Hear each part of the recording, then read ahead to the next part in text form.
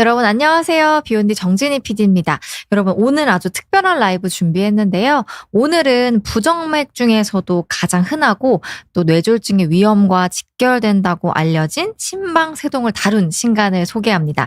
환자와 의료진이 같은 시선으로 읽을 수 있게 이 100가지 질문과 답으로 풀어낸 책인데요. 바로 의학신간 신방세동 백문백답이라는 책입니다. 이 책의 저자이신 노태우 원장님과 함께 오늘 깊이 있는 이야기 나눠보도록 하겠습니다. 원장님 안녕하세요. 예, 안녕하세요. 노태우입니다. 사실은 네. 아직까지 제가 네. 우리 비욘디에서 그래도 한 몇 년 했어요. 몇 년 정도. 네, 원년 멤버시죠. 지금도 한 달에 한 번 아니면 두 달에 한 번씩 꼭 정기적으로 방송에 네. 참여를 하고 있는데 또 이렇게 같이 하게 되니까 또 즐겁네요. 아유, 영광입니다.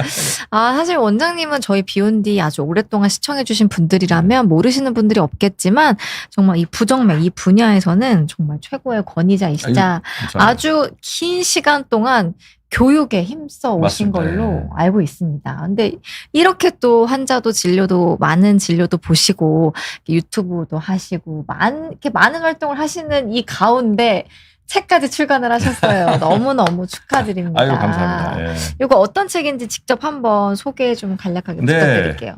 이 책은 제목에 얘기하고 있듯이 심방세동이라고 그러는 책입니다. 근데 이제 심방세동이라는 병이 심장병 중에서 부정맥 중에 한 가지 부정맥이에요. 근데 이 병이 중요성을 가지고 있는 게 엄청나게 많이 증가되고 있어요. 사실 우리 주변에도 굉장히 많이 있는데 증상이 없어가 잘 모르는 분들도 있고 또 이 병으로 인해서 이제 합병증이 생겨야지만 그때 가서 아이고 내가 이런 병이 있었구나 아는 분들도 계세요. 그런데 이제 걱정이 이 심방세동이라는 병이 우리가 이제 심장병 하면은 알고 있게 되는 게 많이 들어서 알고 있는 게 협심증, 심근경색증 그냥 그 병명은 모르더라도 스텐트 하는 병, 용수철 이렇게 하는 병 하면 그 다 알잖아요. 네. 근데 심방세동이라는 병은 그 중요성이 큼에도 불구하고 아는 분들이 별로 없어요. 굉장히 걱정해요. 그런데 이제 이런 일이 생기니까 심방세동이라는 병이 지금 또 발생은 엄청나게 폭발적으로 발생하고 있거든요. 나중에 이제 말씀드릴 텐데 거의 아주 전 세계적인 현상이에요. 폭발적으로 증가하고 있어서 많은 분들이 심방세동을 진단을 받는데 심방세동이라고 병원에서 얘기를 하면은 전혀 처음 들어보는 얘기니까 완전히 환자분들이 멘붕에 빠지는 거예요. 이게 더 놀라시는군요. 그러니까 생전 처음 들어보는 병이거든요. 그러면 이게 자기가 이제 무슨 병이다 하면은 이게 이제 어떻게 과정을 밟고 어떻게 치료가 되고 이러는 걸 갖다 좀 이해를 할 수 있어야 되는데 그걸 설명하려면 1시간 걸려요. 그러니까 이게 진료실에서 이 질환이 어떤 질환인지부터 설명을 드려야 되니까. 그렇습니다. 사실 환자분들이 놀라시는 것도 있고 좀 물리적인 시간도 많이 부족하실 것 같아요. 맞아요. 이게 이 병이라는 게 가령 우리가 쉽게 얘기하면 맹장염 이거면 그냥 수술하십시오. 수술해서 끝나고 소멸돼 없어지는 병, 낫는 병인데 심방세동이라는 병은 대부분의 경우에 있어서 한번 발생하게 되면은 좀 좋아졌다, 나빠졌다, 그중에 나아가지고 없어지는 분들도 계시지만 거의 대부분은 그냥 가지고 평생을 살게 되는 경우가 더 많아요. 그러니까 장기적인 그 마라톤 같은 병이라는 거죠. 이걸 갖다가 이 의사가 자세히 설명을 해드리고 환자분도 그거 좀 이해를 해야지만 내 병이 지금 어떤 병이고 어떤 과정에서 지금 어떻게 돼가고 있구나를 이해할 수가 있어야지만 치료에 대한 효과도 있고 또 치료도 잘 쫓아가고 그다음에 합병증이나 이런 것도 덜 생길 텐데 이걸 잘 모르시는 거예요. 그러니까 심방세동의 병을 딱 듣게 되면 그냥 깜짝 놀래가지고 황당해가지고 이게 도대체 무슨 병이냐. 그래서 저한테 어느 병원에서 이제 심방세동입니다 하면은 그걸 받아 적어요. 심방 용어 자체를 적어주는데 적은 걸 보면은 심장세동 이렇게 적어보기도 하고 그러니까 병명 자체가 워낙 생소하니까 그러니 환자분들이 그 병에 대해서 이해를 하고 치료에 협조를 하고 자신의 병을 관리하는 게 거의 지금 굉장히 힘든 상황이에요. 그렇다고 의사 선생님들이 부정맥 치료하는 선생님들이 시간이 충분해가지고 그 병에 대해서 자세히 설명할 수 있는 시간이 있냐면 그것도 불가능해요. 자세히 설명하려면 1시간 걸려요. 1시간. 그러면 이 책은요, 원장님. 네. 질환을 진단받으신 뭐 환우분들, 가족분들이 보시면 참 좋을 것 같다는 생각이 드는데 네. 어떤 분들이 보면 그러니까 도움이 될까요? 가장 제가 이제 책을 네. 썼을 때 가장 이 책을 통해서 도움을 받을 분들이 누구실까 생각해서 책을 쓴 거는 역시 첫 번째는 환자분들이에요. 환자분들이 자신의 병에 대해서 좀 이해를 하셔야지만 내가 치료하는 과정 중에 좀 어느 과정에 있고 다음에 뭘 어떻게 해야 되는구나를 아실 텐데 그걸 누구 알려주는 사람이 없어요. 인터넷 들어가서 찾아봐야 그냥 아주 단편적인 지식들 또 거기에 또 상당 부분은 그 뒤에는 또 무슨 상업적인 뭐가 깔려 있고 하기 때문에 진짜 정확하고 객관적인 정보 전달이 불가능하기 때문에 1차적으로는 환자분들. 근데 이 병이 심박세동의 병이 환자분들 중에서도 특히 고령에 많이 생기거든요. 그러니까 고령에 많이 생기니까 이 분들이 잘 이해가 어렵기 때문에 심방세동을 가지고 계신 환우분의 가족들, 가족분들이 예, 이걸 좀 보고선 하면은 그 자신의 가족 아버님이나 어머님, 할머니, 할아버지를 갖다가 돌봐드리는데 훨씬 도움이 될 수 있다는 장점이 있고 두 번째는 또 의료진들이에요. 예, 심방세동을 돌봐드리는 의료진들도 심방세동의 병 자체가 너무나 급속하게 변화되는 게 많기 때문에 잘 팔로우, 추적을 잘 못해요. 의사들도 부정맥 전문하는 의사 아닌다 하면은 이걸 정확한 내용을 업데이트하기 어렵기 때문에 그분들한테도 상당히 도움이 되겠다. 그래서 이거는 환우분들, 가족분들 또 심방세동 환우분들을 돌봐드리는 의료진들 여러분들한테 다 도움이 될 수 있을 걸로 생각을 합니다. 네, 사실 이 책을 제가 미리 받아서 좀 봤는데요. 그 아까 고령의 환자분들이 많다고 말씀을 주셨는데 그분들을 위한 배려가 많이 좀 담겨 있다라는 느낌을 받았어요. 어떤 느낌을 받으셨어요? 일단은요. 글씨가 커요. 종이도 크고 너무 편했어요.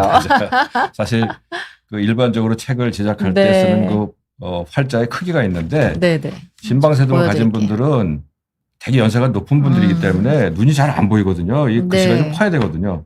그래서 사실은 활자의 크기도 굉장히 키웠어요. 쉽게 보실 수 있게. 네. 그리고 그림도 많이 들어가 있어서 그렇습니다. 좀 이해하기가 쉬웠고 여러 가지로 좀 많이 환자분들을 위해서 그렇습니다. 신경 많이 썼어요. 쓰신 책인 것 같다라는 느낌을 받았습니다. 그리고 또 이제 최신 가이드라인 같은 것도 잔뜩 맞습니다. 담아주셨잖아요.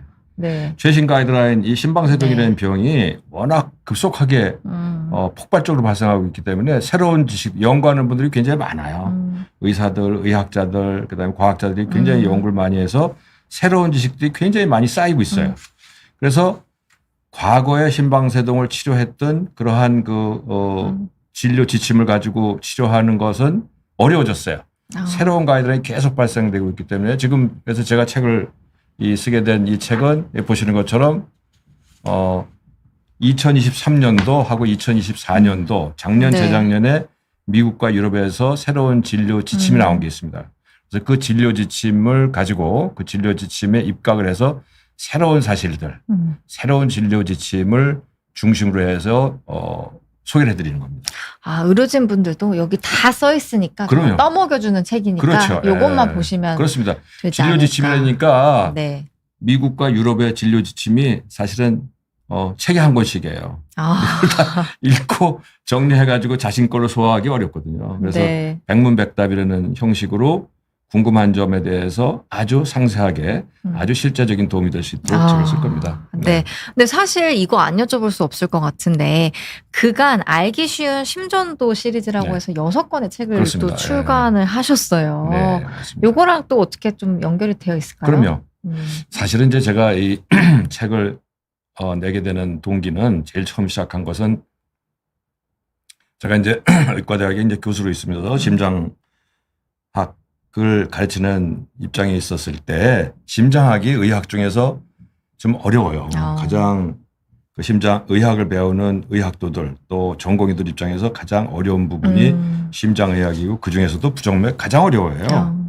그래서 이분들 이 젊은 그 의학도들한테 좀 친절하게 이해할 수 있게 쉽게 좀 가르쳐 주려고 이제 굉장히 애를 썼고 그래서 의과대학 학생들 강의, 전공의 강의를 아주 가능한 한 이해할 수 있게 강의를 만들어서 했는데 그게 이제 반응이 좋았어요. 그래서 이제 저한테 그 기회가 돼서 듣는 학생들은 또 좋은 기회가 되는데 그 외에 다른 학생들 또 들을 기회가 없으니까 그렇다면 이걸 영상으로 만들어 가지고 많은 분들이 좀 보게 하자 해서 영상을 만들었고 영상 만드니까 또 이제 그 많은 분들이 좋아하니까 그럼 이걸 갖다 책으로들 만들어서 보자 해서 책을 만든 겁니다. 그게 이제 시작이고요.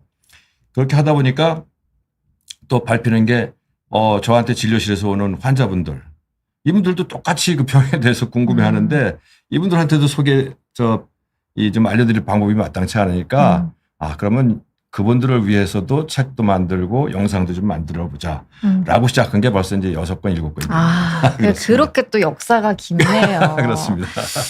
어쨌든 이게 또 가장 최근에 나온 책이니까 네, 요 책에 좀 집중을 해주시면 더 좋을 것 같은데 오늘 또 원장님께서 이 심방세동이 무슨 질환인지 그리고 이 책에는 과연 어떤 내용들이 담겨져 있는지를 슬라이드로 또 간략하게 준비를 해주셨거든요. 그래서 같이 보면서 과연 이 책 속에는 무슨 내용이 담겨 있는지 한번 배워보겠습니다. 원장님 부탁드릴게요. 슬라이드 한번 보면서 말씀을 드릴게요. 우선 이제 심방세동이라는 병, 심방세동이라는 게 뭘까? 사실은 제가 이제 이 비욘디를 통해 가지고 심방세동이란 그 부정맥에 대해서 여러 번 소개해 드린 적은 있었어요. 그래서 이거 다시 한번 간략하게 한번 정리하고 넘어가도록 하겠습니다. 심방세동이라는 걸 심방이라는 건요. 심장의 윗부분이에요. 윗부분은 심방, 아랫부분은 심실이에요. 근데 윗부분, 심방에서 세동이라는 게 저게 간을 세자에 움직인다는 뜻이거든요. 그러니까 심방세동이 이제 우리말 용어로 심방 잔떨림이에요. 심방이든 심실이든 수축하게 되면 이렇게 주먹이 쥐었다 폈다 하듯이 이게 눈으로 보여서 수축과 이완이 되는데 세동이라는 거는 수축 이완이 되지 않고 팔을 떠는 거예요. 팔을 떠니까 피가 제대로 못 내려가는 거예요. 이게 바로 심방세동이라는 병이고요. 이게 이제 심전도 심전도라고 그러면 우리들이 의사들만 보는 거로 생각하지만 그렇지 않습니다. 여기 보시게 되면 그래서 위에 거는 정상 일반인의 정상인 심방세동이 없는 분들의 심전도예요. 보시게 되면은 이렇게 뾰족한 게 규칙적으로 나오잖아요. 이거 우리 소리 내서 읽으면 쿵, 쿵, 쿵, 쿵. 이게 심장이 정상적으로 박동하는 겁니다. 그런데 이게 아래에 있는 게 심방세동의 심전도예요. 이거 금방 알 수 있듯이 이 선이 굉장히 많다는 걸 알 수 있어요. 많고 불규칙하다. 그죠? 느껴집니다. 그죠? 그러니까 이게 전문가가 아니더라도 딱 보면은 이게 확실히 다르고 정상과 다르다. 그러니까 심장이 저렇게 빨리 뛰고 불규칙하게 뛴다. 이런 걸 알 수 있어요. 이게 바로 심방세동이라는 부정맥이에요.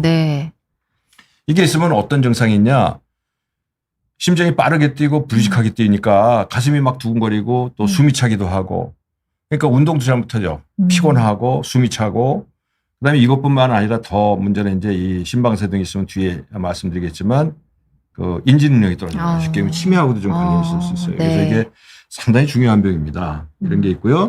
그런데 또 한 가지 아주 특징적인 게 심방세동이 처음에 있을 때는 증상을 많이 느끼는데 시간이 가면서 또 연세 드신 분들에서는 전체 심방세동의 한 30% 정도에서는 증상도 없어요. 병이 본인이 병이 있는지 없는지 몰라요. 알 수가 없네요. 그렇죠. 그러니까 그래도 자신이 이상이 있다는 걸 알면은 그래도 의료진의 도움이라도 받을 수 있는데 자신이 이상을 느끼지 않으니까 병을 찾지도 않고 이 심방세동으로 문제가 생기는 거에 대해서 무방비인 상태로 그냥 있는 거예요. 그러다 큰일이 생기면 그때 가서야 내가 그때 그런 병이 있었구나. 그걸 알게 되는 거예요. 참 어려운 점이 있어요. 심방세동은 어떤 위험이 있냐? 첫 번째 심부전. 심장의 수축이완이 잘 안 되기 때문에 심장에 그 폐에 물이 차는 심부전이 생길 수 있고 더 많이 생기는 건 뇌졸중이에요. 그러니까요. 그럼요. 심방이라는 게 이렇게 수축하고 이완하면서 피를 쭉 내보내야 되는데 제대로 수축 이완이 안 되는 거예요. 팔을 떨게 되니까 피가 왜 고이고 고인 피는 굳거든요. 굳은 피가 떨어져 나가면서 뇌혈관을 막게 되니까 뇌졸중이 생겨요. 뇌졸중. 아주 심각해요. 이 뇌졸중이 굉장히 중요한 문제가 됩니다. 그다음에 저게 이제 치매, 심지어 이제 사망까지 연결되는 아주 위험한 병이고요. 제가 아까도 말씀드렸지만 심방세동이 많다고 폭발적으로 증가한다 그러는데 그럼 도대체 얼마나 많냐? 얼마나 많은 거예요? 이게 이제 미국 데이터인데 미국에서는 벌써 전부터 데이터를 쭉 모으고 있었어요. 근데 보면 95년도, 10년도, 2010년도까지 15년에 2배로 증가돼요. 환자 수가. 왜 이렇게 늘어나는 거예요? 맞아요. 근데 와. 지금 보면은 미국 데이터에 의하면 15년에 환자 수가 2배로 늘어나요. 그럼 미국만 그러냐? 우리나라도 비슷해요. 이거 보시게 되면요. 우리가 심장병 하면 제일 느끼는 게 스텐트 하는 병, 네. 협심증 이런 걸 우리가 많이 알고 있잖아요. 그 병은 오히려 줄고 있어요. 그래요? 네, 이거 보세요. 이게 줄고 있는 숫자를 보이고 있어요. 2000년에 가장 많이 환자 수가 있다가 그 이후로는 줄기 시작해서 지금은 2000년에 비해서 한 절반 정도밖에 환자가 없어요. 그러니까 그 병은 상당히 줄고 있어요. 네. 그런데 반면에 이 병 보세요. 심방세동은 이렇게 증가하고 있어요. 어머. 이건 전 세계적인 현상이에요. 우리는 어떠냐? 작년에 이제 우리가 최신 연구가 있었어요. 한국 부정맥 학회에서 만든 게 있어요. 이 팩트 시트를 만든 게 있었는데 심방세동의 증가가 폭발적으로 증가하고 있고요. 심방세동 가진 분들의 평균 연령이 계속 증가돼서 지금 70세가 70세 평균적인 연령이에요. 그러니까 심방세동을 이야기할 때 젊은 분에서는 이렇게 치료해라라고 하는 게 있는데 심방세동의 젊은 분의 정의가 뭐냐면 65세 미만이면 젊은 분이에요. 그렇죠? 그만큼 심방세동의 병이 고령에서 많이 발생한다 이런 얘기죠. 나이랑 굉장히 밀접한 질환이에요. 네, 나이하고 굉장히 관련이 많아요. 그래서 심방세동의 연령별로 보면요. 80세 이상의 유병률이 13%예요. 이건 무슨 의미냐면은 9명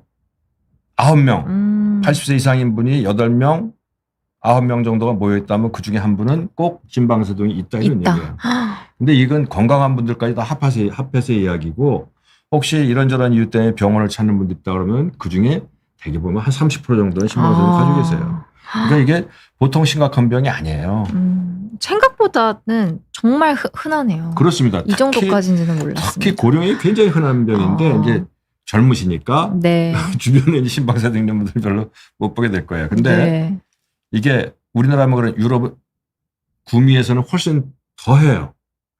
이게 어느 정도냐면요. 이건 유럽 심장학회에서 나온 건데 만일 당신이 지금 서양인인데 55세라면 지금 자기가 55세라면은 앞으로 남아있는 여성의 심방세동이 발생할 확률은 3명에 1명꼴로 발생한다. 그러니까 이거 보통 일이 아닌 거예요. 이렇게나 그렇습니다. 흔한 질환이었네요. 예.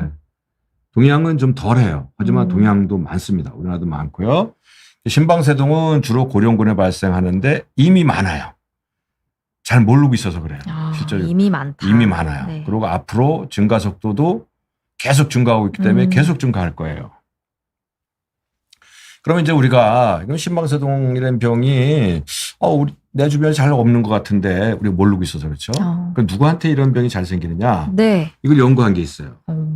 근데 심방세동이 왜 생기느냐는 잘 몰라요. 하지만 심방세동이 잘 생기는 분들을 아니까 그분들을 보니까 이게 관련이 있구나 이렇게 알게 되는 거예요. 간접적으로 생각하는 건데 역시 가장 큰 문제는 고령이에요. 나이가 그렇습니다. 되게 중요한 연세가 질환이다. 드시는 게 네. 가장 큰 문제고 서양에서도 많고 또 키가 큰 분들이 많아요. 체격이 크면은 심장이 이제 크니까 심방세동이 발생할 확률이 조금 크다고 돼 있어요. 그다음에 잘 알고 있는 것 건강을 우리 해치고 있는 흡연 애주, 고혈압, 당뇨, 갑상선, 수면무호흡, 운동부족, 비만 이런 것들이 다 이런 분들한테서 심방세동이 잘 생긴다는 걸 우리가 알고 있는 거예요. 그러니까 예방을 어떻게 하냐? 이걸 피하는 겁니다. 예. 심방세동의 예방이라는 게 아주 뾰족한 방법이 나와 있지 않아요. 그래서 네네. 이런 것을 피하는 게 바로 예방이에요. 이게 이제 우리나라 그 팩트 시트에서 나온 건데 평균 연령 70세 고혈압을 가지고 있는 80%예요. 그러니까 고혈압이랑 굉장히 밀접하다는 굉장히 밀접한 겁니다. 책에서 본 그래서 것 지금 같아요. 그러니까 네. 심방세동의 원인을 우리가 100% 밝히지는 못했지만 저렇게 고혈압하고 동반된 경우가 많으니까 이 고혈압이 틀림없이 심방세동에 영향을 주고 있구나는 걸 아는 거예요. 그러니까 치료변에서도 혈압을 가지고 있는 분들은 철저하게 혈압을 관리하는 게 혈압 관리를 가장 잘하는 게 그렇습니다. 또 중요하겠네요. 네. 그래서 가장 중요한 동반 질환은 고혈압이다. 고혈압이다. 네.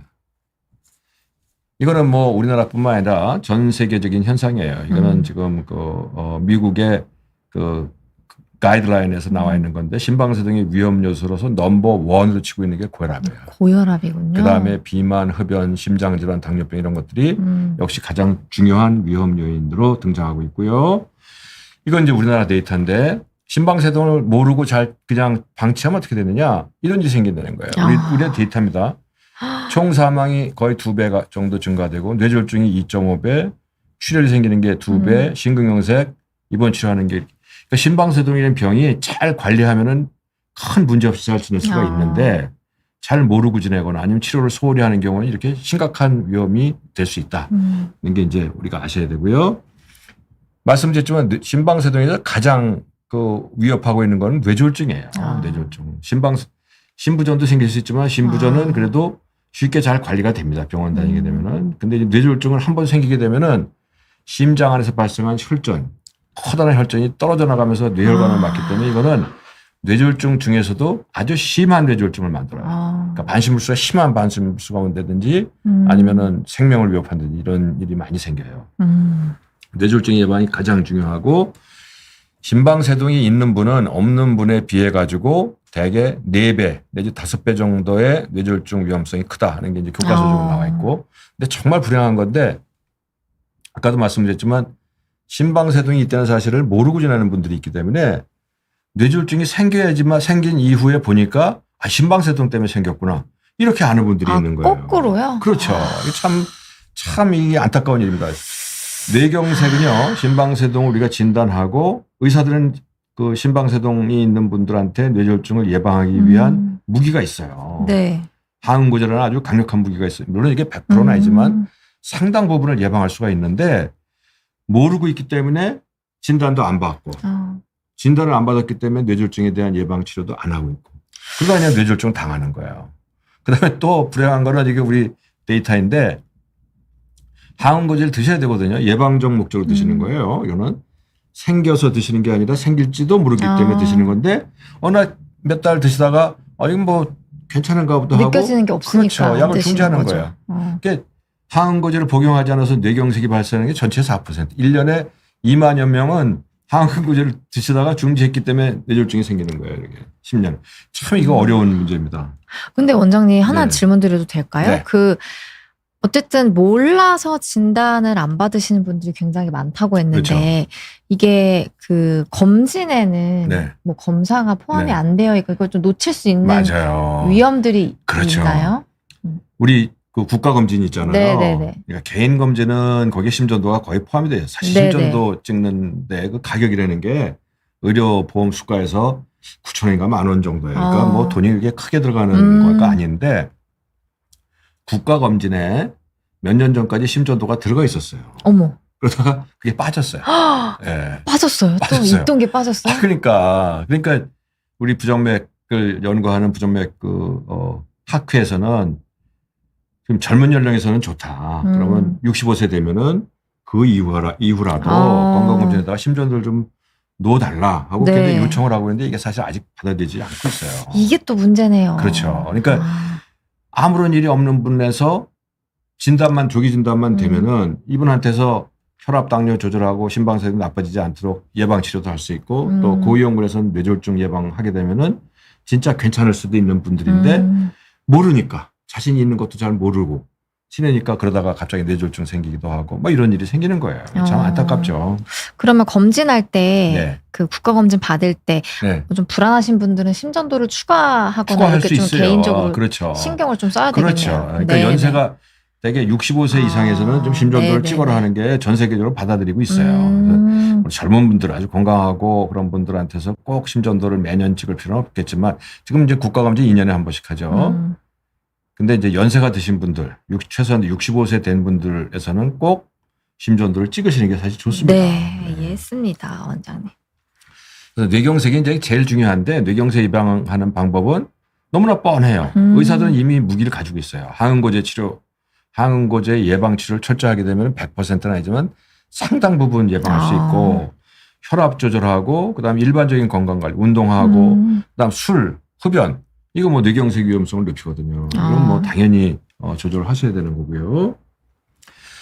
이상으로 말씀드린 게 제가 이제 심방세동을 한번 쭉 훑어본 겁니다. 네, 어떤 질환인지. 어떤 건지 아마 대충 이해가 되셨을 거예요. 네. 이제부터는 그러면 제 책에서 이번 네. 책에서 그러면 요 책입니다. 심방세동을 백문백답이라고 그러는데 도대체 그럼 100개는 왜 100개고 도대체 어떤 내용을 담았을까 좀 궁금하신 게 있으실 거예요. 그래서 이거 책을 한번 어떤 내용이 들어가 있는가 한번 소개할 겁니다. 네, 자세히 자랑을 마음껏 해주십시오, 원장님. 네. 네, 지금 말씀드린 것처럼 신방세동에 대해서 100가지 질문과 답에 대해서는 그 근거를 아주 명백하게 2024년도에 유럽 심장학회에서 나온 그 가이드라인, 2023년도에 미국 심장협회에서 나온 가이드라인. 우리나라도 가이드라인인데 똑같습니다. 전 세계적 가이드라인이 거의 통일이 돼 있어요. 이걸 기반으로 했기 때문에 아주 엄격한 사실 기반이다. 여기에 무슨 주관이라든지 아니면 특별한 의견이라든지 이렇게 들어가지 않아요. 이거는 네. 전 세계적으로 전 세계의 부정맥을 치료하는 의사들은 똑같은 기준을 가지고 치료해요. 그래서 이거는 그러면서 문답 형태로 만든 거는 좀 이해를 좋게 하기 위해서 여러 가지 질문에 대해서 답을 하는 그러한 형식으로 해서 책을 썼고요. 지금 보시는 게 이제 제가 썼던 책입니다. 알기 쉬운 예. 심전도 시리즈. 그렇습니다. 네. 알기 쉬운 심전도 시리즈입니다. 지금 여기 나와 있는 게 6개고 여기 안 나와 있는 게 예전에 썼던 책이 한 권 있어서 제가 쓴 책이 7권이 돼 있고요. 야. 앞에 2권은 주로 이제 전문가들이 보는 책이고 그 다음에 5권, 6권도 역시 심장 부정맥 쪽의 전문가들, 의료 전문가들이 보는 책이고 가운데 보이는 초록색인가 이게 무슨 책이죠? 청록색이요. 네, 청록색. 이 책이 전문가들도 물론 보지만 일반인이나 환우분들도 보실 수 있게 쉽게 이해하는 부정맥이에요. 그러니까 지금 거는 부정맥 중에서도 심방세동이 워낙 중요성이 크기 때문에 심방세동을 띄어가지고 아주 자세하게 파고 들어간 책이고 저 가운데 있는 책은 부정맥의 전반적인 걸 다루고 있는 그런 책입니다. 아마 의료 관계자도 마찬가지겠지만 특히 이제 환우분들이나 가족분들이 찾는다 그러면 그 2가지 책이 굉장히 크게 도움이 될 거로 생각을 하고요. 참고로 요 2가지 책, 이 책은 어저께 나왔습니다. 출판사에서. 와, 진짜 어저께 나왔고 따끈따끈한 신간입니다. 정말 따끈따끈한. 네. 이 책은 한 3, 4개월 됐고요. 이건 뭐 의료 전문가들이 보는 책이고요. 와, 근데 3, 4개월 만에 그러면 쓰신 거예요? 워낙 완전히? 책을 준비한 거는 뭐 한 1년 동안 계속 준비를 해왔고 나오게 된 시점이 이제 거의 비슷한 시점이 됐네요. 네. 아니, 언제 근데 글 쓰는 건 언제 저녁에 하시는 힘들어요. 그러니까 틈이 뭐 언제 있으신 거예요? 주말에 많이 합니다. 주말에 하고 밤에 하고 뭐 틈만 생기면 하여튼 하고 있습니다. 네. 또 그렇게 하게 되는 게 책을 보는 분들이 너무나 좋아하세요. 사실은 저런 책이 심방세동 이게 뭐 제 자랑이긴 하지만 이 책을 쓸 때 혹시 심방세동과 관련돼 가지고 미국에도 혹시 이런 일반인들도 볼 수 있는 심방세동 책이 있지 않을까 해가지고 한번 뒤져봤어요. 네. 근데 미국에도 1권인가 2권 딱 있더라고요. 근데 훨씬 이거보다 볼륨이 작고 네. 좀 간단하게 돼 있는 소책자로 돼 있는 거예요. 그래서 심방세동과 관련된 책자, 본격적인 책자로서는 일반인들도 볼 수 있는 책자는 이게 제 생각에는 전무후무하다. 뭐 후무는 아니겠지만 최소한 전무한 것 같기는 했습니다. 네. 그러고서는 아까 말씀드린 대로 책을 쓸 때 이 책을 보시는 분들이 되게 연세 있는 분들이니까 글씨가 크지 않으면 보기 참 어렵거든요. 그래서 글씨도 좀 크게 한 그런 특징은 좀 있어요. 네. 근데 이거 쓰실 때 굉장히 좀 시간이 없는 와중에 쓰시기도 하셨고 힘드셨겠지만 이 결과물이 쭉 나온 걸 보면 되게 뿌듯하실 그렇죠, 것 같아요. 그렇죠. 이거 보세요. 이거 보세요. 와. 얼마나 저도 사실 뭐 처음에 1권, 2권 쓸 때는 이렇게 이제 이어질 거라고 생각하지는 않았는데 그래도 1권 쓰고 2권 쓰고 또 다들 좋아하고 그러니까 또 쓸 수 있는 용기가 나고 하나하나 쓰다 보니까 이렇게 됐네요. 이 책들이 이거 제 자랑인데. 네, 아유, 마음껏 자랑해 주시는 시간입니다. 네. 제가 가끔 이제 교보문고나 뭐 이런 데 들어가가지고 제 책이 얼마나 인기가 있나 이렇게 살펴봅니다. 네, 반응을 좀 보시는군요. 거기 보면은 이제 왜 그런 거 있잖아요. 베스트셀러. 네네네. 분야 심장학 베스트셀러에 거의 항상 들어가 있어요. 진짜요? 예, 대여섯 권이 거의 대부분 들어가 있어요. 한번 보세요. 우와. 예. 그래서 그게 참 보람이에요. 그래도 이 책을 보고 공부하고 한 분들이 뭐 의학도나 아니면 전공의들 그렇고 또 환우분들도 이거 보고 이것 가지고 굉장히 도움이 많이 됐다 하는 분들이 있으니까 책을 쓰는 입장에서는 굉장히 용기가 되죠.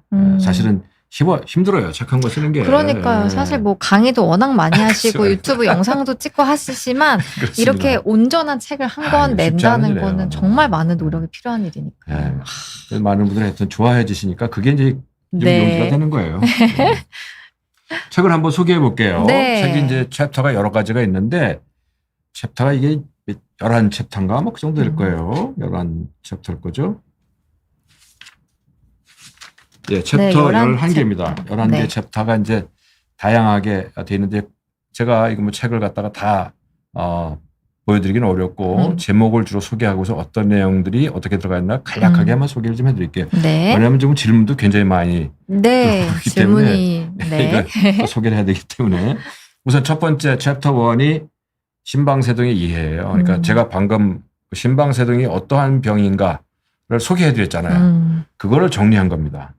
거기서 이제 우리 심장이 어떻게 생겼느냐, 심장의 전기 어떻게 흘러가냐, 또 신방세동의 부정맥이 도대체 무슨 부정맥이냐, 그다음에 뭐 얼마나 흔하냐, 또 궁금한 게 신방세동이 이렇게 연세 드신 분들만 생기는 병이냐, 어린이나 청소년한테는 안 생기는 병이냐, 이거 내가 신방세동이 있는데 혹시 나의 그 아들, 손자, 손녀한테 이 유전성이 있는 건 아니냐 이런 것들이 굉장히 궁금하잖아요. 네네. 그래서 그런 거에 대해서 제가 여기 쓴 거는 제 개인적인 의견을 쓰는 것보다는 기존에 나와 있는 연구 결과가 확인된 즉 가장 검증돼 있는 소견들을 갖다가 정리해서 적은 겁니다. 그래서 이런 것들이고요. 보시게 되면은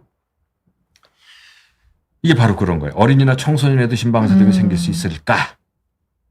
답은 생길 수 있다. 생길 수 있다. 오케이. 다만 많지 않다. 드물다. 보시면 드물다. 하면서 뭐 여기 이제 이러이러한 것들 그러면 어린이나 청소년한테 신방세동이 생기면은 연세 드신 분들한테 생기는 것과 동일한 치료를 하느냐? 그렇지 않다.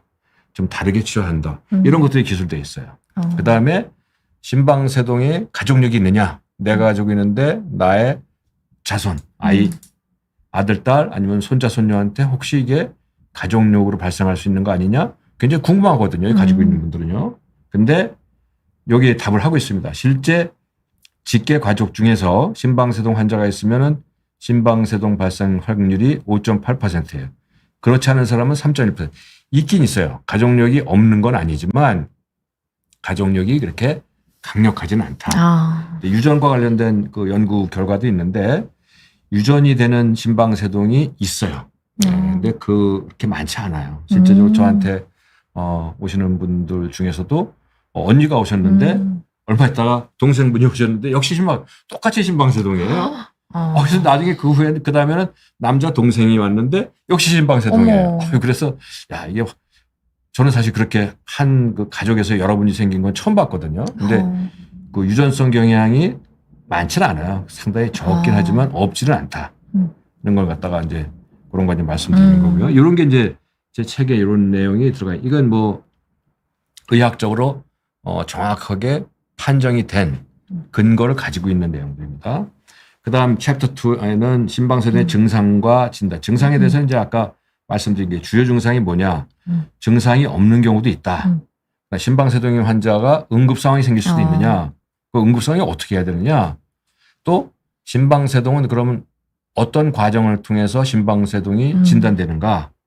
어떤 검사가 필요한 건가. 그다음에 또 우리가 이제 스마트워치 많이 가지고 있잖아요. 네. 스마트워치에서 보면은 신방세동입니다. 이거 하면 신방세동입니다. 이렇게 나와요. 네. 그러면 저건 믿어도 되는 거냐? 이거 좀 궁금해요. 궁금하죠. 네. 다 써놨습니다.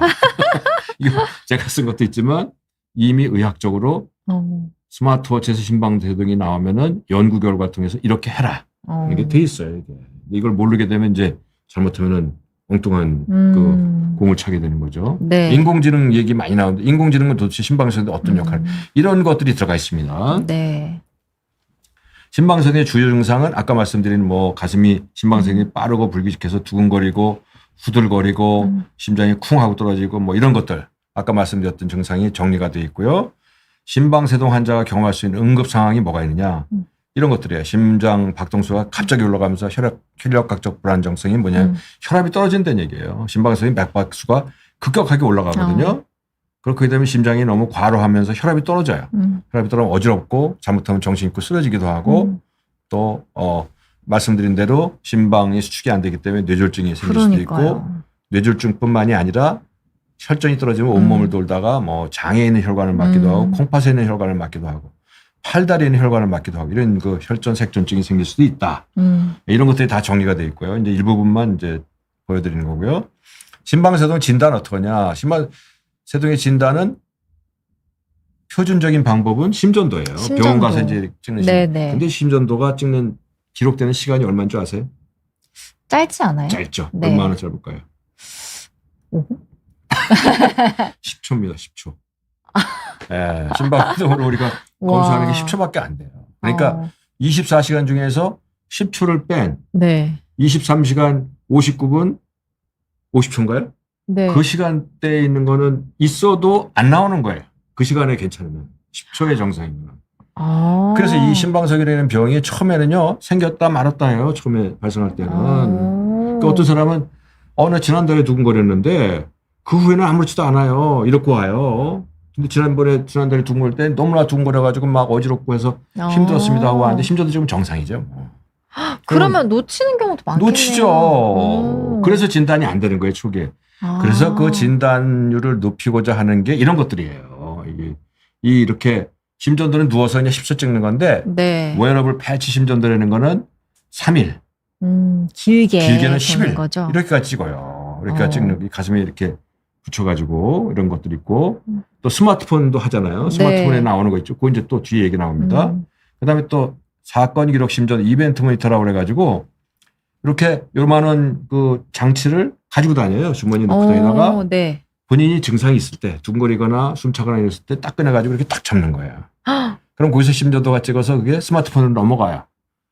요걸 이제 나중에 보고서는 진단할 수 있는 이거는 이제 가지고 다니는 거니까 한 달을 가지고 있을 수도 있고 뭐 몇 달을 가질 수 있는 거죠. 증상이 있을 때 하니까 좀 의미가 그래서 있겠네요. 이런 방법들을 통해서 심방세동을 진단하게 되는 겁니다. 그래서 이런 것에 대해서 자세히 좀 기술이 되어 있고요. 그다음에 아까 궁금하셨던 거 스마트워치에서 심방세동이라고 나오면은 이거 어떡하느냐. 이거 진짜 네. 심방세동이 맞느냐. 맞을 수도 있고 틀릴 수도 있어요. 그래서 여기에 이미 그 나와 있는 연구에 의하면은 2022년도에 나온 연구에서는 그래도 그거 굉장히 정확하다 하는 연구 결과가 있고 또 그 다음에 다른 연구 2019년도에 애플 핫 스타디 이제 애플 가지고 한 데에서도 스마트워치 부정맥 발생하는 걸 가지고 심방세동 찾아보니까 그래도 34%에서는 제법 도움이 되더라. 그러니까 연구 결과가 엇갈려요. 100% 믿을만하다가 아니에요, 이거는. 그래서 어떤 얘기냐면 판독의 정확도의 의문이 크다. 따라서 심방세동 이벤트 이런 데에서 나오면은 심방세동을 의사가 꼭 확인해야 된다. 왜냐하면 심방세동 아닌 게 기계가 오인을 해가지고 심방세동을 잘못하는 경우가 굉장히 많아요. 근데 이제 그걸 가지고선 환자분들 중에서는 이제 이거 가지고 열심히 이제 하시는 분들 불안감도 있고 열심히 하시는데 그때마다 찍어가지고서 이제 한참 가지고 오시는데 거기에 보면 뭐 심방세동이 뭐 수십 번 있었다고 그러는데 어떻게 보면 하나도 아니에요. 그러니까 사실은 이제 그런 그 정확도면에 문제가 있기 때문에 오류가 있네요, 확실히. 예, 그렇습니다. 빨리 해야 되겠다, 그죠? 와, 시간이 오늘 금방 갑니다. 맞습니다. 네. 빨리 소개할게요. 위험인자와 관련 질환들 이런 그 노란색으로 제가 표시한 것들 이런 것들을 이제 다 말씀드렸죠. 그다음에 챕터 4에는 합병증. 네. 제일 중요한 게 뇌졸중, 심부전, 치매, 사망 위험까지 다 있어요. 이게. 뇌졸중이 가장 중요하다고 말씀드렸잖아요. 뇌졸중이 아무한테나 생기지 않아요. 특히 잘 생기는 분들이 있어요. 그럼 이게 어떤 거냐? 바로 이런 거예요. 이런 스코어까지 나와 있는데 가령 뭐 심부전이 있거나 혈압이 있거나 75세 이상이거나 당뇨병이 있거나 과거에 뇌졸중에 기왕력이 있거나 혈관질환, 고령 뭐 이런 게 있으면은 점수를 매겨요. 점수를 매겨서 여기서 2점 이상이면은 뇌졸중이 위험이 높다라고 판단하고 점수가 높으면 높을수록 더 위험하다 이렇게 판단하는 겁니다. 이런 것들은 이제 본인이 판단하는 데 도움이 되죠. 그다음에 항응고제의 치료는 어떻게 하는 거냐? 아마 심방세동 가지고 계신 분들은 이미 항고제 드시는 분들이 거의 상당히 많을 것이고 또 심방세동 아니라 스텐트 하거나 이래도 항응고제 아니면 항혈소판제 들고 계세요. 네. 이런 분들한테는 도움이 돼요, 이게. 가령 이런 약을 먹고 있는데 출혈이 발생하면 이거 어떻게 해야 되느냐. 수술할 때 그러면 약을 갖다 어떻게 중지해야 되느냐. 뭐 이런 것들. 항응고제를 복용하는 사람들은 꼭 이 사실을 좀 기억하고 있으라고 하는 내용을 갖다 제가 적어놓은 게 있어요. 그래서 항응고제 복용 도중에 출혈이 발생하면 즉 뭐 코피가 조금만 난다 아니면 잇몸에 출혈이 난다. 그러면 그건 크게 걱정할 거 아니다. 하지만 심한 출혈 즉 피를 토하거나 혈변이 나오거나 뭐 머리가 많이 아프거나 의식이 떨어지고 이건 응급 상황이거든요. 이런 거에 대해서 조치를 갖다 어떻게 해야 된다 하는 것들이 있고요. 항응고제를 복용하는 분들 이거 꼭 기억하셔야 돼요. 그러니까 코피가 10분 이상 나온다. 네. 기침이나 구토할 때 피가 나온다. 그다음에 머리가 굉장히 아프다. 그다음에 어지럽거나 몸의 균형을 잘 못 잡겠다. 정신이 혼미해진다든지 가슴이 아프다든지 이건 응급 상황이에요. 그러니까 이런 경우에는 즉시 병원을 찾아야 되는 겁니다. 이런 것들을 자세히 기술해 놓은 게 있고요. 이거 시간이 없어서 빨리 넘어가요. 심방세동 리듬 치료는 건 뭐냐면 심방세동을 정상으로 돌리는 거예요. 근데 많은 분들이 심방세동이 있으면 이건 100% 돌려야 되는 거 아니야? 이렇게 생각하실 수 있어요. 근데 그렇지 않아요. 이거. 심방세동이 있지만 꼭 돌리는 게 필요한 분들도 있고 또 돌리려고 애를 쓰다 보면 자꾸 문제가 생기기 때문에 돌리지 않고 잘 관리해서 하는 게 좋은 경우도 많아요. 근데 이게 이제 잘못 전에 듣게 되면 심방세동이 있으면 이건 무조건 돌려야 되는 건데 나 꼭 시술해야 되는 건데 우리 선생님 왜 시술 얘기를 안 할까? 이럴 수가 있어요. 근데 그게 그렇지 않거든요. 이런 것과 누구한테서 시술 치료를 해야 되느냐, 항상 필요하냐, 그다음에 이런 거, 그다음에 심방세동이 있는 분들 보면은 그냥 갑자기 약 한 번 먹으면 또 해결되는 것도 있다 그러는데 그거 괜찮은 건가? 이런 거. 여기 보면 이게 이제 심방세동이 있는 분들의 응급치료, 이 pill in the pocket이라고 그래가지고 평상시에는 없는데 어쩌다 심방세동 생겼을 때 꼭 응급실 가지 않고 그 약을 가지고 있다가 약을 한 번 먹으면 그게 또 돌아올 수도 있거든요. 이런 것들에 대한 치료 방법을 정확하게 적어놨고요. 지금 20분이란 건가요? 20분 남은 건가요? 지금 10분 남았어요. 10분 남았어요? 선생님, 시술은 어떻게 하느냐? 네. 뭐 시술, 도자절제술, 뭐 부작용은 또 뭐가 있느냐? 시술하면 괜찮은 거냐? 그다음에 또 요새 이제 많이 궁금 가지고 계신 게 이 펄스장 시술이라는 게 네. 새로운 시술이 개발된 게 있거든요. 근데 환자분들이 이제 공부 많이 하고 유튜브도 막 보고 그렇죠. 그래가지고 의사한테 와서 물어봐요. 나 이거 하면 어떠냐고. 근데 이게 어떤 경우는 의사들은 이거 처음 전문을 하지 않은 의사들은 이거 처음 들어보는 시술인데 환자분이 어떻게 이런 걸 알았을까? 당황하게 되죠. 그래서 이런 것들에 대한 설명도 좀 들어가 있고 이 그런 펄스장이 새롭게 뜨는 시술인데 이거 그럼 진짜 좋은 거냐? 꼭 그렇지 않거든요. 그래서 이런 거에 대한 객관적인 사실도 보여드리고 있고요. 네. 이런 것들입니다. 이런 거 넘어가죠. 그다음에 심방세동에서 사실 중요한 거는요. 시술하고 약도 중요한데 심방세동을 같이 가지고 평생을 살아가는 지혜를 갖는 게 훨씬 중요해요. 이게 파라다임이 바뀌었어요. 심방세동 옛날에는 의사들이 이거 치료하면 뿌리를 뽑을 수 있을 걸로 착각을 했어요. 근데 해보니까 아니거든요. 그러니까 그러면은 심방세동을 가지고 평생을 살되 문제없이 편안하게 잘 살도록 해드리죠. 라고 바뀐 거예요. 그래서 여기 나와 있는 심방세동과 함께 살아가기. 요거 제가 만든 겁니다. 심방세동을 처음 진단받은 분들이 굉장히 불안해하거든요. 그래서 그분들한테 드리는 제 메시지예요. 다 근거를 가지고 하는 메시지고요. 심방세동이 있는 분들이 예방접종 해도 되냐. 진통소염제, 그다음에 여행할 때 뭐 주의해야 되느냐. 음식 뭐 특별한 거 있을까? 이런 것들에 대해서도 설명해 놨고요. 이게 이제 심방세동을 처음 진단받은 분들께 제가 전하는 메시지입니다. 요걸 읽게 되면 상당히 이게 뒤에 또 조금 더 있는데 하여튼 뭐 요것만 지금 보여드릴게요. 이게 상당히 볼 가치가 있는 것이고요. 이것도 우리가 전혀 생각하지 않고 있는 것들이에요. 심방세동 환자가 의사하고 이제 진찰받으러 갔을 때 어떻게 해야지 자신의 문제를 갖다가 잘 설득을 시키고 의사한테 어떻게 해야지만 의사가 좀 도움이 될 수 있도록 소통할 수 있겠느냐 이런 것들 있죠. 네. 그다음에 우리가 전혀 생각하지 못하고 있는 건데 심방세동 가진 분들이 우울증이나 불안증 많이 가지고 계세요. 이거에 대해서 누구도 잘 관리 안 하고 있거든요. 이런 경우 어떻게 해야 될 것이냐. 그다음에 가족이나 보호자들. 심방세동이 우리나라에 지금 100만 명이 있다고 해요. 100만 명이요? 100만 명 있으면 가족이 500만 명이거든요. 400만 명, 500만 명. 이분들이 본인 가족에 특히 이제 아버님이나 아니면 있을 텐데 이런 분들이 있을 때 가족이나 보호자들은 어떤 걸 알고 있어야지 되겠느냐. 이런 거 한 번도 얘기된 게 없어요. 이런 것들 다 소개해드리고 마지막으로는 이제 심방세동의 병이 아까도 말씀드렸지만 너무나 그 새로운 지식이 쌓이면서 업데이트가 너무 신속하게 돼요. 그러니까 의사들도 부정맥을 전문으로 하지 않은 의사들이면은 업데이트 쫓아가기가 어려워요. 예, 말씀드렸죠. 미국 가이드라인, 유럽 가이드라인이 새로 나왔는데 책이 한 권씩에 그것도 영어로 된 책이. 그러니까 이걸 보고 판단을 해가 자기 거를 만들어내는 게 언제 어려워요. 봐요? 언제 다 봐. 어려워요. 네. 그래서 의사들도 사실 쫓아가기가 어려워요. 그래서 의사들도 의료진들도 이런 걸 좀 보고 좀 도움을 받아라 하는 의미에서 제가 좀 쓴 게 있습니다. 그래서 이렇게 이제 말씀드리는 게 제가 쓴 책의 개괄적인 내용이에요. 그래서 이런 거 좀 보셨으면 좋겠고요. 그다음에 또 질문이 많이 한번 있네요. 볼까요? 질문 네. 좀 보죠. 네. 네, 일단 남은 시간 동안 질문 보도록 하겠습니다. 현님께서 혹시 빈맥과 부정맥이 관련이 있는지 궁금하다는 질문을 네. 주셨습니다. 부정맥이라고 그러는 게 심장 박동이 정상에서 벗어나는 거예요. 벗어날 때 종류가 여러 종류 있는데 부정맥의 종류가 여러 종류 있는데 아주 쉽게 하면 세 종류예요. 첫 번째, 심장이 빨리 뛰는 게 부정맥이에요. 빈맥, 지금 말씀드린 빈맥은 바로 부정맥의 한 종류입니다. 저 빈맥의 종류에도 심방세동도 저기에 들어가요. 또 심실빈맥도 들어가고 심방빈맥도 들어가고 여러 가지 빈맥. 심장이 빨리 뛰는 부정맥이 여러 가지가 있는데 그중에 하나가 심방세동입니다. 따라서 빈맥과 부정맥은 부정맥 중에 일부가 빈맥이다. 그 빈맥 중에 일부는 또 심방세동이다. 이렇게 이해하시면 되겠고요. 네.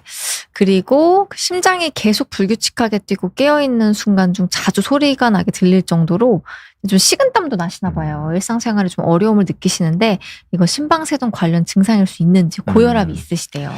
그러니까 지금 고혈압 아까 말씀드렸지만 고혈압이 심방세동과 같이 동반하는 경우가 70~80% 있다고 했잖아요. 네.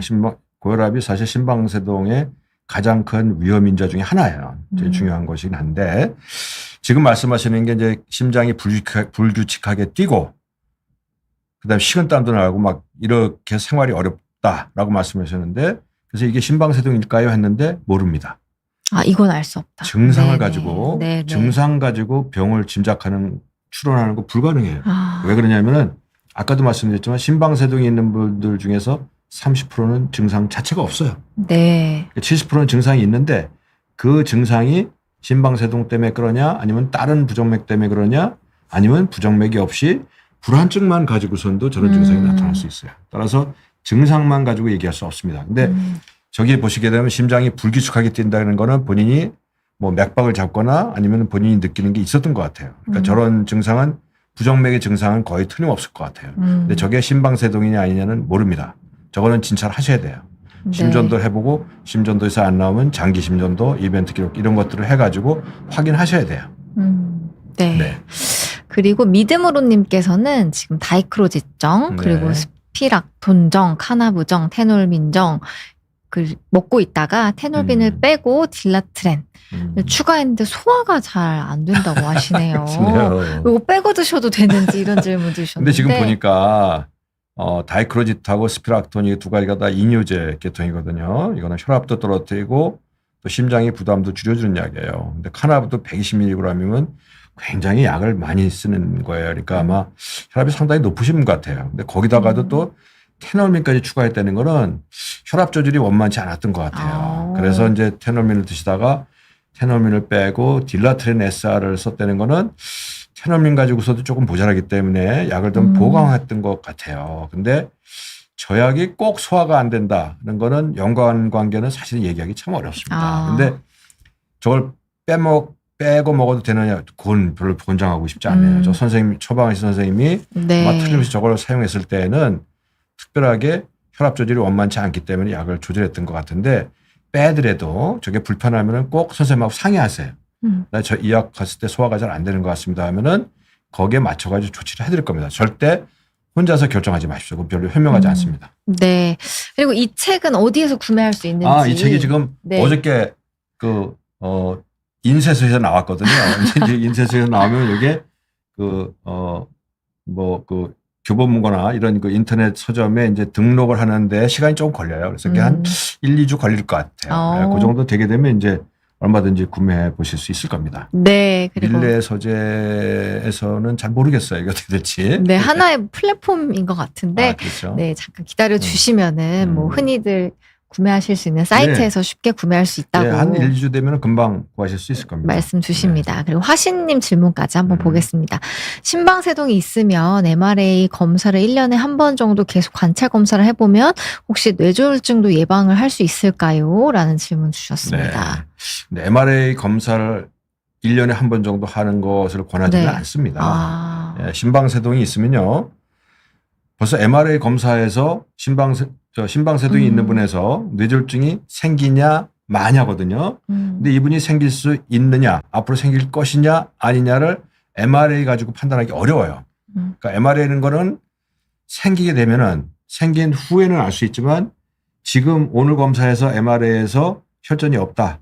그래서 내일이나 뭐 일주일 후에 안 생긴다? 천만의 말씀. 이건 몰라요. 그래서 심방세동에서 그 뇌졸중의 예방이라는 거는요. 이미 의학자들이 다 연구 결과를 통해서 밝혀낸 거예요. 그게 뭐냐면 아까 보여드렸던 것처럼 챗 베스크 스코어라고 그래가지고 가령 연세가 75세 이상이면 2점, 혈압이 있으면 1점, 당뇨가 있으면 1점, 65세 이상이면 1점, 뭐 혈관 질환이 있으면 1점 해서 점수를 매기고 그 점수에서 2점 이상인 분에서는 현재의 상태와 상관없이 항응고제로 뇌졸중을 예방하는 치료를 하게 됩니다. 이거는 누구 개인의 의견이 아니고 전 세계적인 현상, 전 세계적인 의학적 가이드라인에 의한 겁니다. 심방세동에서 뇌졸중의 예방은 그거밖에 없어요. 그게 가장 현재까지 나와 있는 그 방법 중에서 가장 정확한 방법이기 때문에 MRA를 1년에 한 번 하는 거는 별로 권하지 않습니다.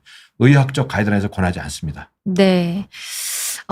현님께서 답변 너무 감사드린다고 말씀 주시고, 또 크리즘님께서 교보문고에 직접 방문해서 책 읽어보신다고. 감사합니다. 네, 필독해야 할 것 같다고 이렇게 또 감사의 말씀을 또 주셨습니다. 심방세동에 대해서 잘 알려주셔서 너무 감사하다고 이렇게 응원의 댓글 주신 분도 계신데요.